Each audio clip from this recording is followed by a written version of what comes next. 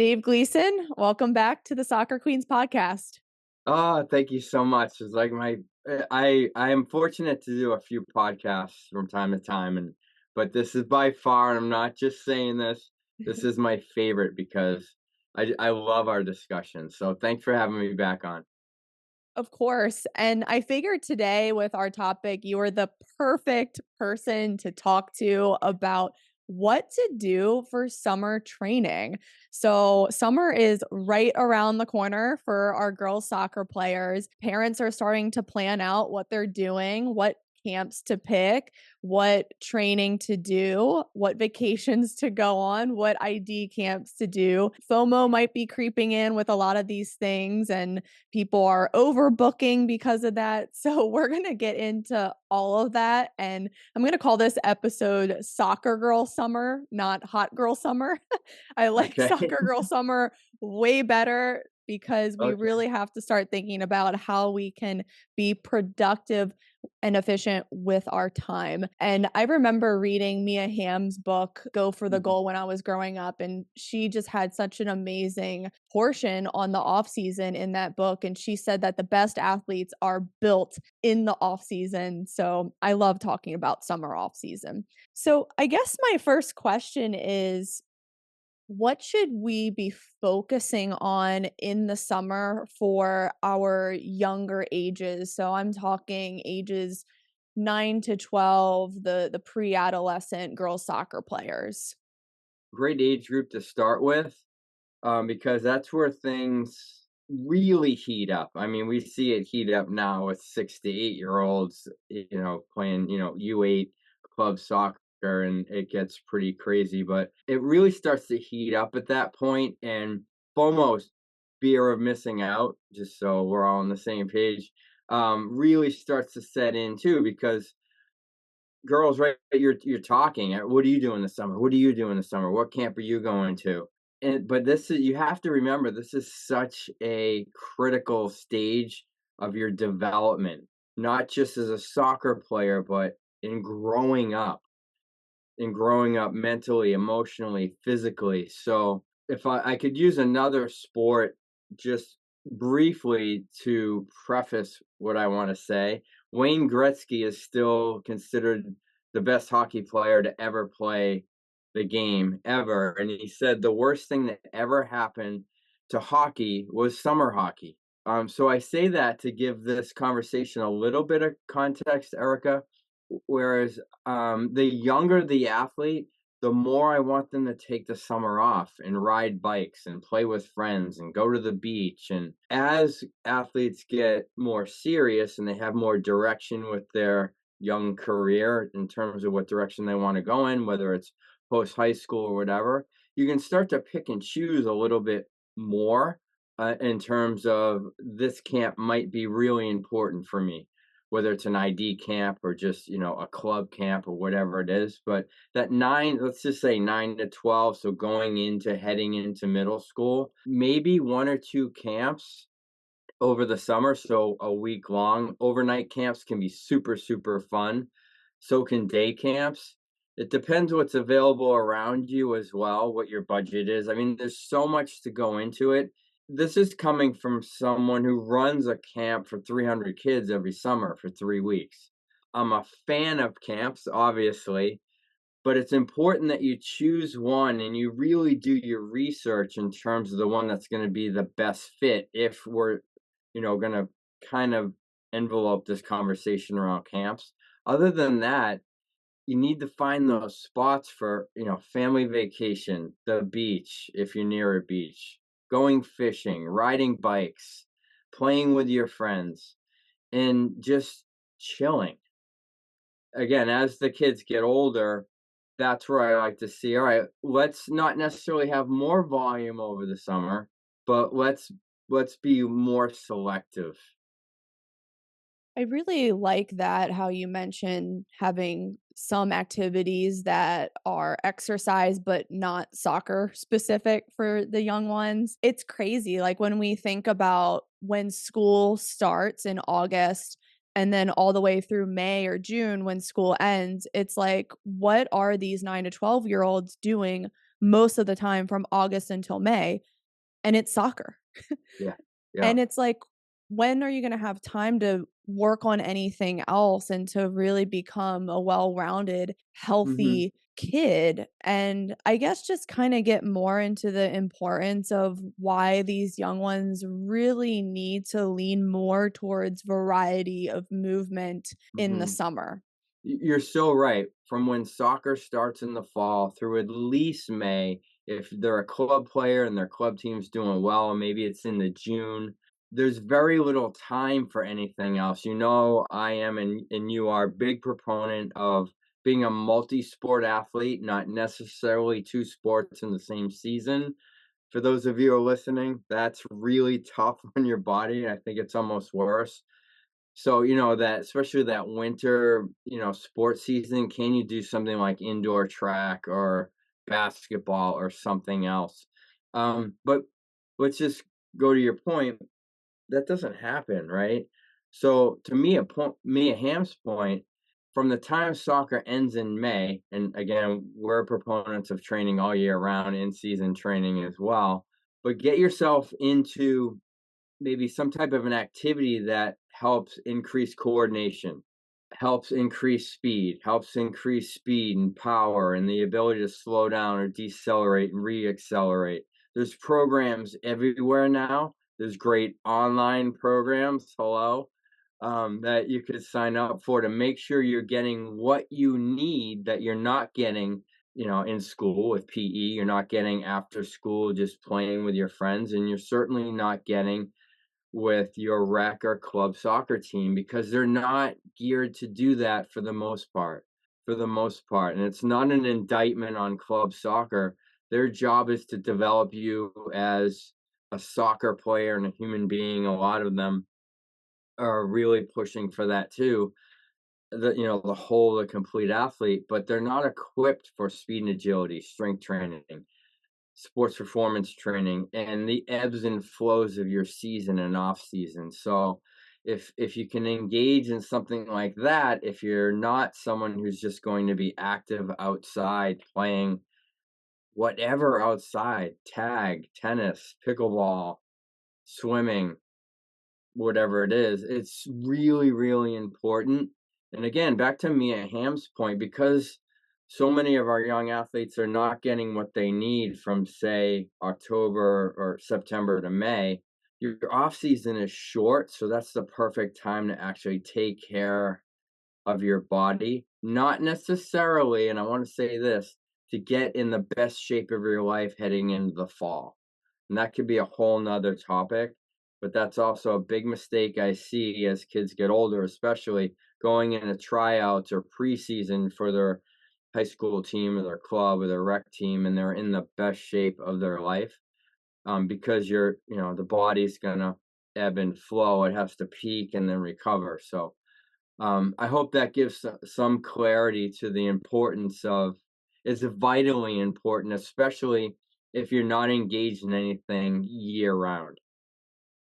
So, how do parents of young ones, so if they're not getting that outdoor play and just all those other movements like at home or in the neighborhood, like some parents will sign up their young ones for certain camps or certain trainings, which is fine. I always recommend like play with your family and friends first, but if you don't have that, then yeah, maybe sign up for a camp to like fill that void.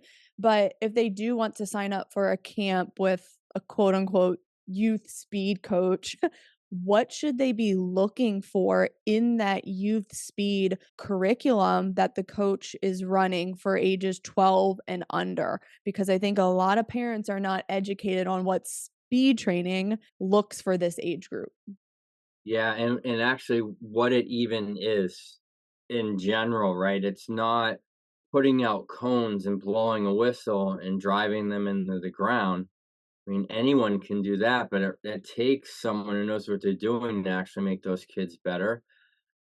First and foremost, if for parents, when you research this, make sure the coach that's running it or the organization that running it specializes in kids. Like if you, and the easiest way to do that, look on their Instagram or their TikTok or their Facebook And if every post is them working with an adult population with no speed and agility training, that's for me a red flag, not just as a professional, but as a dad. That would be a red flag. It'd be like going to you need an orthopedic surgeon for a knee injury, and you're going to go to someone who only deals with, you're going to go to a dentist. Like it wouldn't make sense in that case. Or if we want to be more specific, a hand specialist. You're not going to go to a hand specialist for your knee.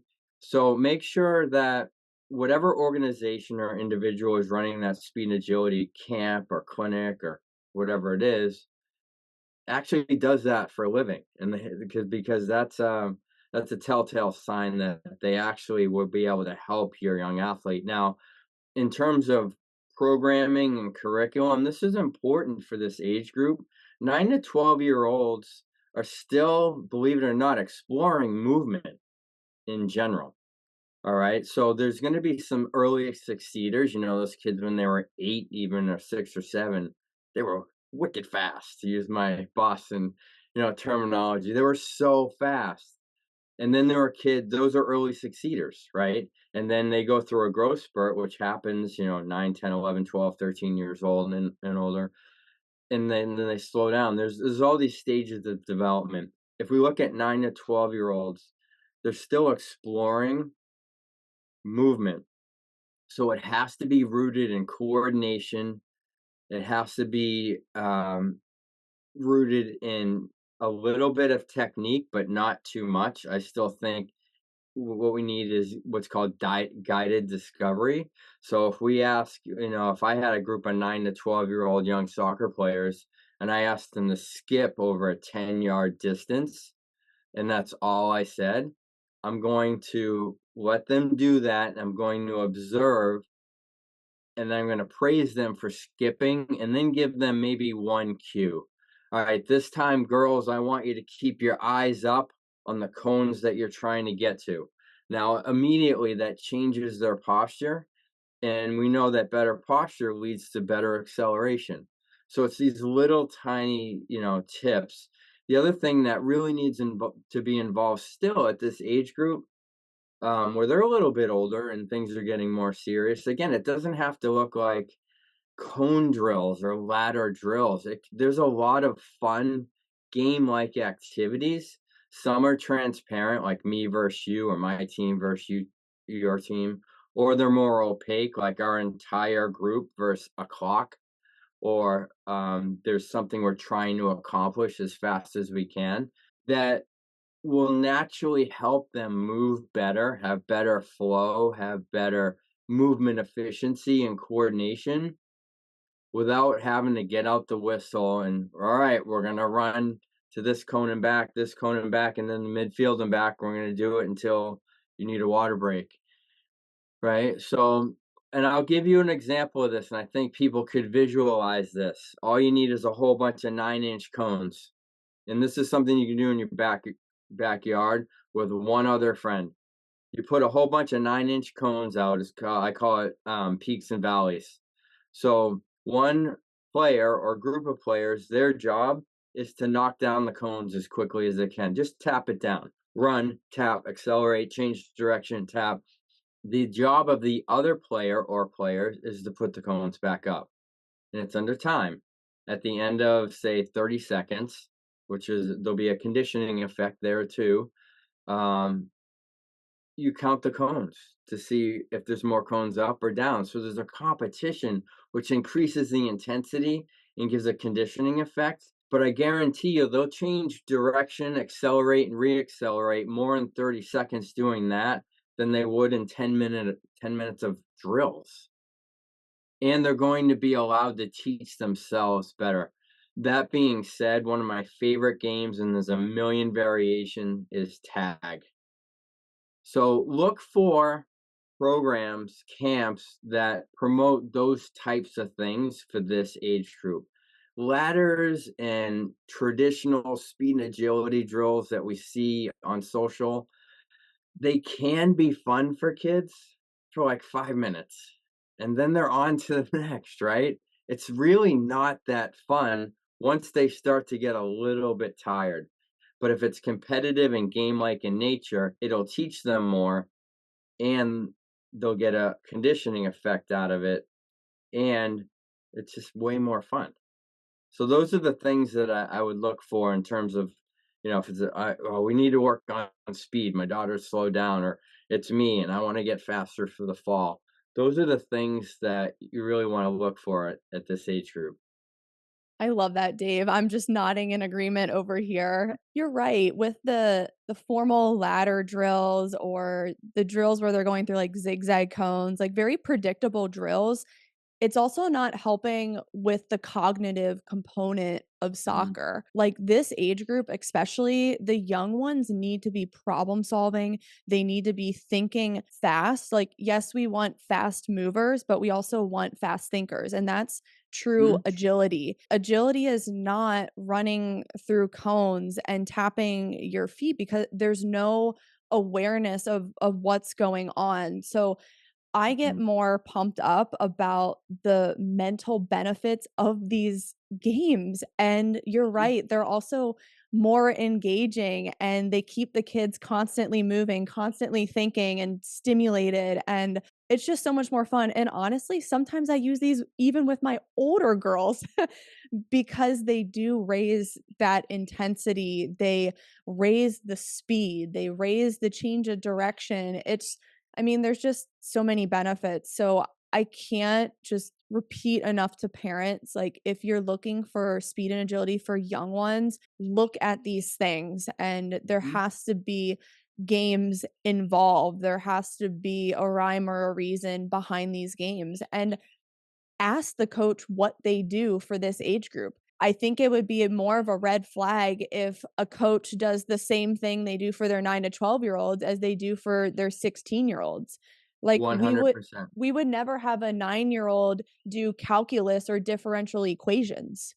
Mhm. So, Mhm. we should do the same with exercise and sport performance programming and making it age specific. If I could just wrap a bow on this whole, like, little topic, what Erica said is so important. Erica, what you said is so important. The cognitive, the thinking, the brain function. Parents and kids that are watching this, I could make you super, super fast with traditional running drills and ladders and all that cool stuff. Really quick feet. If you can't anticipate and predict and react, you'll be the fastest girl on the field going the wrong way, right? So, and if you can't predict when a 50-50 ball is going to happen, it's going to be a 55-45 them. So now you have to produce more force, you have to be stronger, you have to be faster to get there, and that's also more wear and tear on your body. So when you use games for speed and agility, it puts everything together for you as a soccer player. And the transference, it's a big word in what we do. The transference from those drills and games to the field is much more impactful. I will say this, I use ladders. I use all the like agility discs, all that stuff for warm-ups. We're warming them up. We are waking up their brains a little bit because it is predictable. Let's connect your brain with your feet just a little bit, right? And it's fun again for a couple minutes, but now we're going to do something really fun and we're really going to work when we play this, convoluted tag game that I've made up so that like you are going to get after it for the next 2 minutes and you're going to change direction about 500 times. Uh, yeah, so I was just going to give a coaching cue, but it's not about that. So I have one more quick question before we transition to the older age groups. So for Yeah. the young ones, for picking soccer skills camps, you said around like 1 to 2 in the summer, maybe like Mhm. week-long camps just to kind of keep them on the ball. Mhm. Should this age group also be looking for skills camps that are super fun and engaging and have games and have teamwork and Yeah. have leadership and it's not so like specialized and like just like overcoaching everything? Yes. So let's give the two examples, and I'm biased because I know the way that I run my soccer camp for 3 weeks, and it's success. successful for this reason, in my opinion. When it's a skills camp and man, you are just drilled to death all day long with soccer, and I love soccer. You love soccer. Like I live and breathe soccer. It's in my veins. I still want to have fun, right? So, but if you can find a camp, and I'll just put it in the context of my camp. My camp is a day camp that deals with character building, togetherness, community, and with each one of those, fun, fun, fun, fun, fun, fun, fun. Oh yeah, but you're gonna get thousands of touches on the ball by noontime, and then in the afternoon, we're gonna play fun competitive matches. That's why, like, a really successful camp will be that way because the comments are, "My kid wants to come to camp all summer," where I've had my kids go to other camps, which were great camps, and, "How was camp today?" "It was alright," you know? That's not feeding their love of the game, in my opinion, if they're just coming home tired, and, yeah, they're getting better, but we also wanna continually instill that love, that absolute passion for the game, and when you infuse all those other things into it, and it's driven by character and togetherness and community and fun and games that are not even related to soccer, as a break, as a little break from the drill, drill, drill, drill. And look for camps too that, I said we get hundreds of touches on the ball. We'll layer in, we'll do some like foundational skill work, some foundational one-on-one. It's me on the ball, just so that they get really comfortable with the soccer ball at their feet. But then we play a game right after that to anchor down those skills so that the kids get to use that in a practical way. Again, intensity's up, it's super fun, cognitive is there. So those are the types of camps, in my opinion, you're looking for to really get the most out of your summer training where skills will go up almost by osmosis. You can't get better. You can't not get better if you're getting that many touches on the ball. And then again, the love of the game, the cognitive, the community, the togetherness, um, then you can't go wrong. You really can't. Dave really does run one of the best soccer camps in the country. I mean, kids rave about it. How long have you been running this camp? So personally, 12 years. I Mhm, was a camper at this camp in 1987 when my assistant high school coach started the camp because there was nothing around. mhm. And he started it and really drove that philosophy too, which became obviously mine, where it was about fun and character and doing the right thing and being an everyday hero just by smiling or picking up trash or helping someone out. And but it was a ton of soccer. So like I was that kid. Like if I could have gone every day of the summer, I would have. And so I took it over 12 years ago and put my own spin on it. But, and it's flourished. It's been great. The best thing is seeing just happy kids. That is really important when picking a camp. Like, if after that first day of camp, the young girl soccer player is like, "Oh my gosh, when do I get to do that again?" You're in the right place. That is a really good sign. But I have heard some girls, I'll ask about certain skills camps they've done, and I'm like, "Did you learn anything? Like, was it fun?" And they're like, "Eh, it was all right." And I'm like, "That's a red flag." So Yeah. really pay attention to that. Now, let's shift to the older age group. So we're getting more into the specialization phase, ages 13 and up, the performance phase where we're working on qualities like strength and max velocity and power. So, what should this age group be focusing on in the summer? Because they do have a similar schedule, August through May, soccer, soccer, soccer. So, what should we lean more towards in the summer months? Yeah, and I'll argue they have a harder schedule because usually there's more homework, right? There's more social things going on.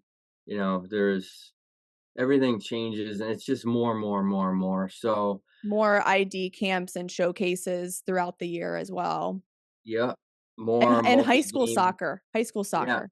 Yeah, multi-game weekends for club, it's so early summer, let's just say when school ends, right? Early, I suggest take some time off. Take a week off. You're not going to get worse as a player. You're not going to get weak. You're not going to get slow.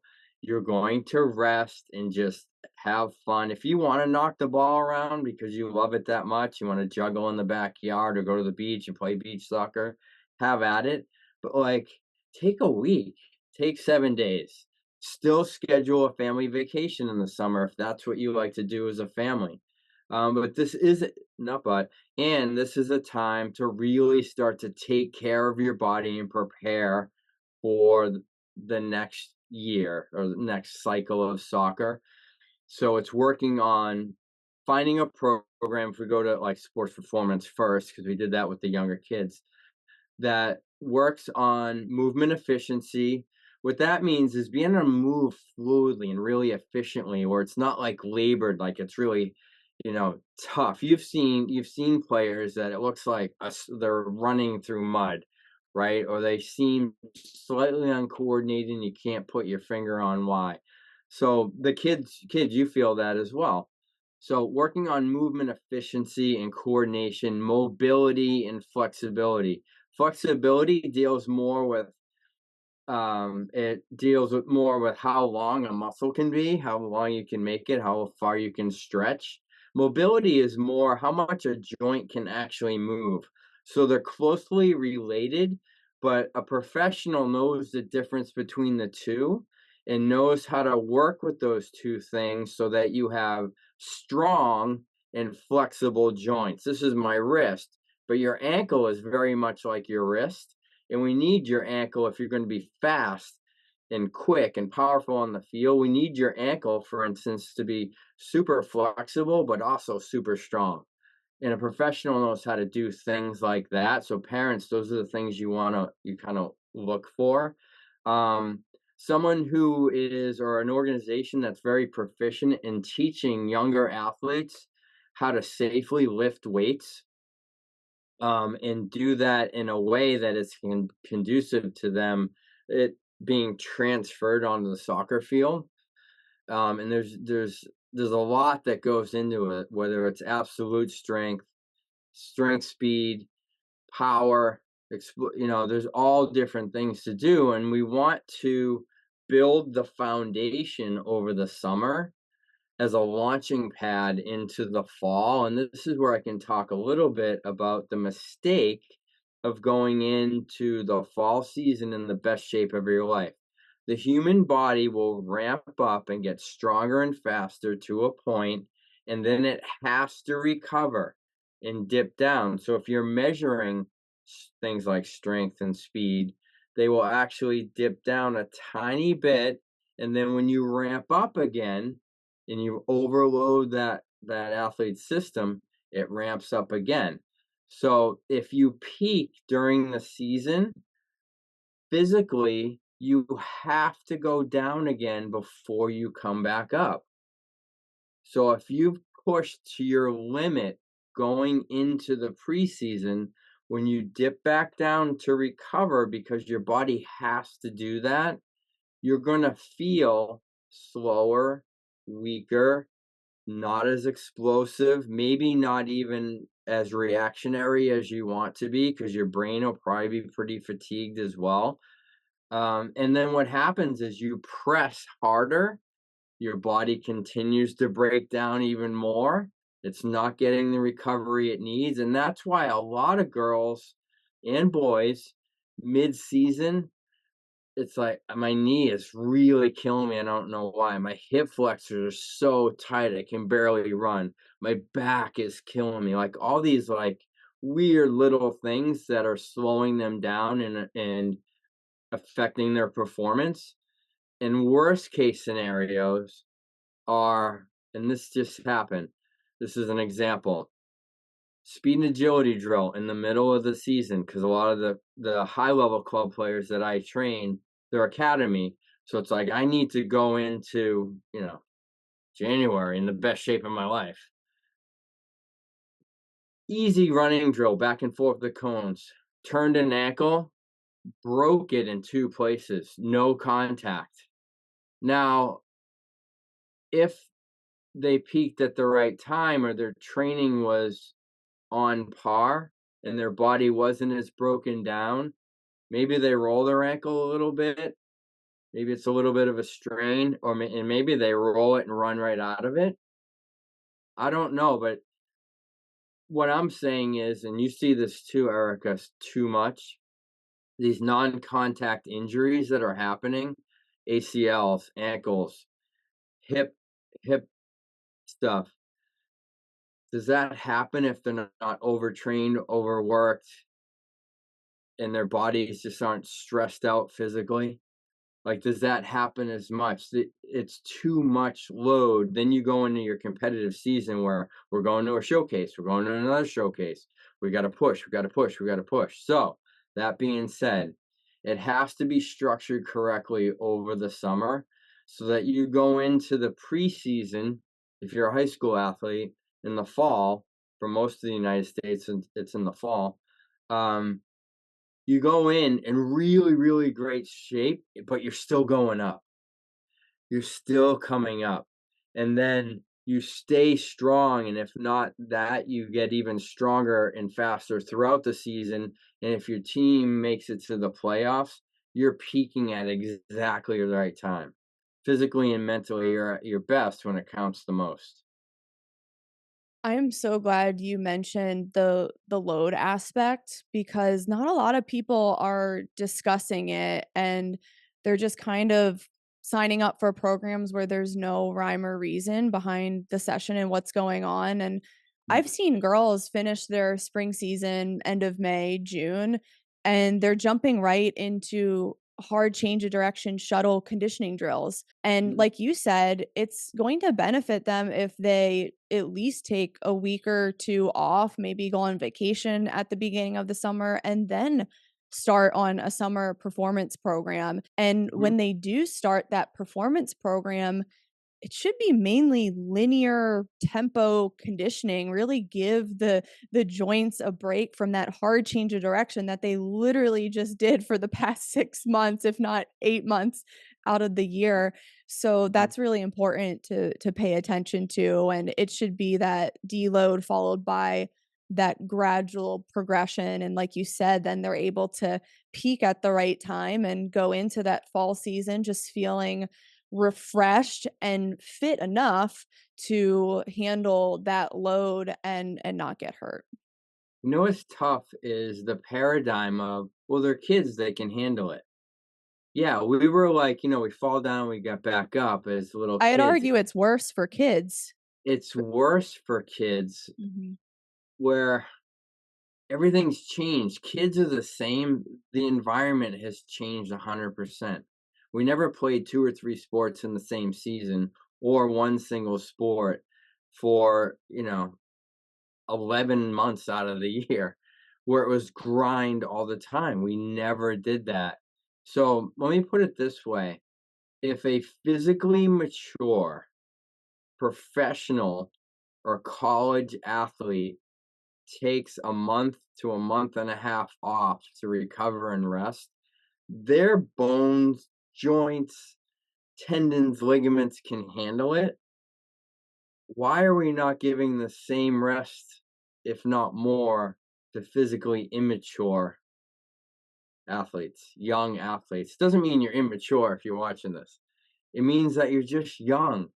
Like, stuff is still changing. Muscles aren't as strong as they're going to be when you're in your 20s and mid-20s and later. Your bones and joints and ligaments and tendons aren't as strong yet. It's too much load. Another way to put it is volume. It's too much. So there has to be rest. And I would also say, like, the load we're talking about is mainly, like, the soccer specific load that is too much because it is repetitive, it is utilizing the same muscles over and over again. But if you're in the Mhm. gym with doing, like, strength training load and working on building your hamstrings and your glutes, that's really good load to introduce for that 2 to 3 month summer off season time period. So you have to like lean one way for one part of the year and then lean back into soccer for the other parts of the year. It can't be for 12 months straight. Like a Right. marathon runner would never run a marathon every week the whole year. They Right. always have that deloading period. And Right. I don't know if you hear this from the athletes you work with, but as I was planning the summer and telling my athletes about our schedule and how long we're going for and what the dates are for the trainings, a lot of them are like, "Oh my gosh, we're so sorry. Like we're going to have to miss like this 1 week, or we're going to be on vacation for 2 weeks here." And they're like freaking out and like feeling bad telling me. And I'm like, take vacation. It's 1 week, it's 2 weeks. Go enjoy. If anything, it's going to help them come back rejuvenated and they can jump into summer training at any time. 2 weeks off is not enough to really lose your speed and strength and conditioning gains. If it were a month of summer on vacation, then I'd be like, okay, we need to talk and like really adjust your program because you might lose a lot. But people are freaking out leaving me for 2 weeks. I think it's Yeah, this I think culture of FOMO for sure. it is, and it's the environment, whether it's and it's the best intentions too from, like, and we you and I pick on club soccer a lot, but it's that fear of, well, if I do that, if I take time off, I'm gonna lose my starting spot, or I'm gonna get less playing time, or it's gonna look like I'm not loyal to the club. I'm not committed to my team. And it's like you're showing commitment to your team by saying, even mid-season, I need a break. I Everything hurts. I'm tired. I feel like everything's breaking down. I need 2 days.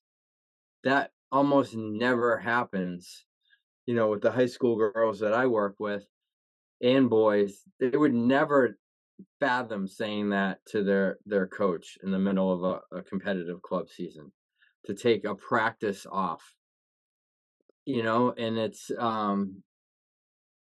so even if the coach has never directly said that, that's the feeling. Right? So, and I know, if a coach is watching this, well, okay, I'm gonna put that out there, and then any given practice, I don't know who's showing up. No, you're a manager as much as you are as a coach. You manage how that happens, and you just take it, individually, but that should be part of your expectations is communication, right? Boys, girls, I need to know how you're feeling. I need to know that you're firing on all cylinders. And if you're breaking down or something's going on as your coach, I need to know that for a lot of different reasons. So, but to your point, the summertime is so important to have that balanced approach where it's like, okay, now it's less soccer, more performance training. Then you get into the season, and it can kind of be like this a little bit. But you also have to remember, like, the summer, this may be the wrong way of putting this. You can correct me. I feel like the summer is not as important if the training happens all year round, right? When none of it happens year round, all of a sudden it's like, all right, school's getting out. We got to sign up for a sports performance. We got to go to that gym that, her teammates going to and work on her speed and strength and it should happen all year round. And here's an extreme example, but it's an example. I have an academy player right now who's a sophomore, really high level. They just beat the number one team in the country. And she played 180 minutes in 2 days back to back. They had a game in New York and then a game in Connecticut. She's an attacking center midfielder. 90 minutes, 2 days in a row as a sophomore in high school. The second game was on Sunday. She was standing in front of me on a Monday and we lifted weights, but it was done the right way. She walked out, and this is not boasting, like, this is just doing it the right way, and there's a right way to do it. Any trainer can do this if they're educated. She walked down, she said, "Oh my god, I feel great."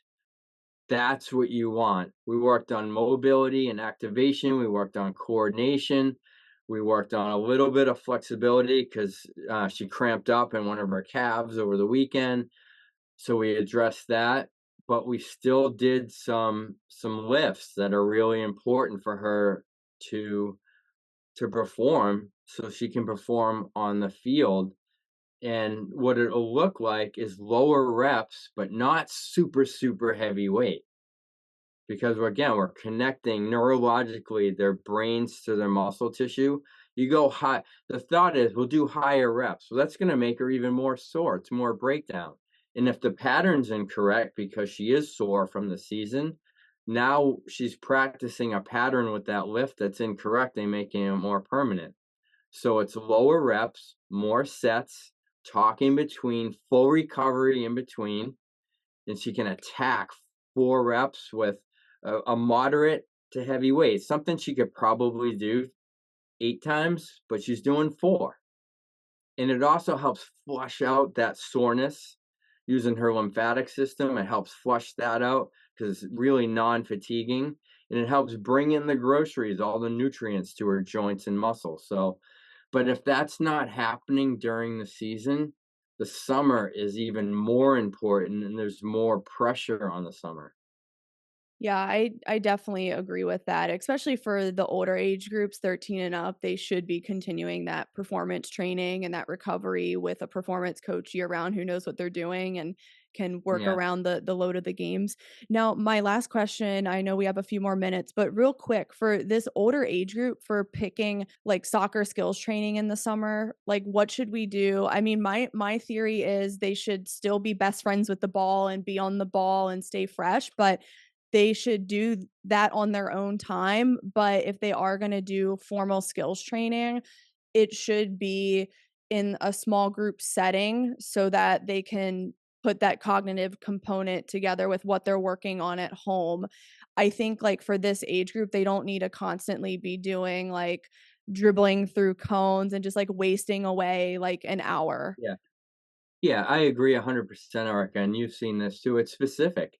And that's why a small group really works. Where big group, it's got to be like, all right, we need to go to the lowest common denominator, what we think that is for the whole big group, and we're going to build up from there. But if I know I have 4 girls and I know each girl needs to work on a specific thing from technical, from a technical standpoint, that's what we can work on so she can improve her game, that part of her game. You want to, help them make their strengths stronger and whatever's weak. If it's, I'm not as proficient with my left foot.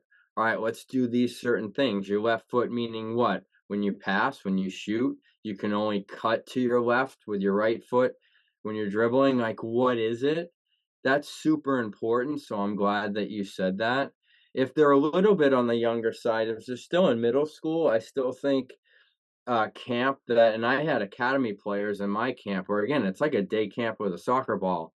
Because you know what they said? It's so nice just to have a break and have fun, and being able to pit them against each other in our small sided games in the afternoon was super fun.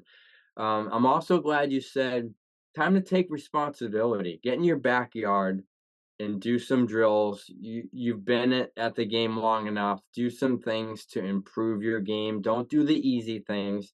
Don't just go in the backyard if you have a net and take 100 shots with your right foot if you already have a rocket. Work on the things you want to get better so that when you get back to your team, you know, you're that much better and you're like, wow, this is, now you're showing your commitment to your team and to yourself. The other thing I think we wanna talk about quickly is when we talk about camps, now you're starting to talk about showcase and ID camps at this age as well, and parents, be careful with this. Going to 10 ID camps over a summer is not gonna help your child. They're not that instructional in nature. They'll get some tactical awareness because there's gonna be some college coaches there. Most likely, that's why they're going, right? So they're gonna give them some tactical, awareness and some things, some schemes to think about. But they're going to those ID camps, one, because they get paid, and two, they get to watch kids for 2 days that they already have their eye on very closely. They're not going there with, a clipboard. Oh, wait, who's that kid? Erica? Is Dave, that this is the honest Oh, truth. I'm so glad you oh, said this because I used to work at the Hopkins ID camps and it was exactly that. Like, we already knew who was coming out and we were like mhm, watching the people we've already had contact with. mhm. There are outliers where like one girl will show up to camp and just blow everyone away and we're like, "Oh my gosh, who's that?" But that's one out of like 80 to 90 girls. Yeah, It's the exactly. truth. It's the truth. And it's really not designed, right? From what you said, it's not a developmental camp. It's an ID. How good are these girls? So there's a little bit of drill work, but there's a lot of playing so that they can watch the girls that they already have their eye on. So, and that comes across in the evaluations as well, right? So a lot of times there's a written eval, like, oh, strengths, weaks, what division did we think they can play in? And it's like, this isn't even my kid. Like, is the wrong name on this? Like, I've had that conversation with parents. And the Like other all thing, general things to yeah, work because on they're because not they had watching. to quickly write something to make you feel that your money was worth it. Right, I'm watching Erica. I'm not watching someone who's very, very good. You're very good, but you're blending in. You belong, but unless, like you said, you're standing out like, "Who is this?" But that's one in thousands and thousands. Um, so it's just ID camps can be a very, very, very expensive and big trap over the summer, and it won't necessarily, and I don't think it really helps with their development. It's not designed to do that. Yeah, I mean, if you want to get recruited, pick the ID camps where you've already had some form of contact with the coach, or maybe Mhm. they can put a name to a face and pick maybe two that you know they're going to want you. And then the Right. rest of the summer, work on your speed and strength because that's going to help you play in college too. So it's like, when else are you going to have time to work on being a good athlete? And I'll just end there because I actually did an ID camp episode with Reese Canella from SRUSA Recruiting.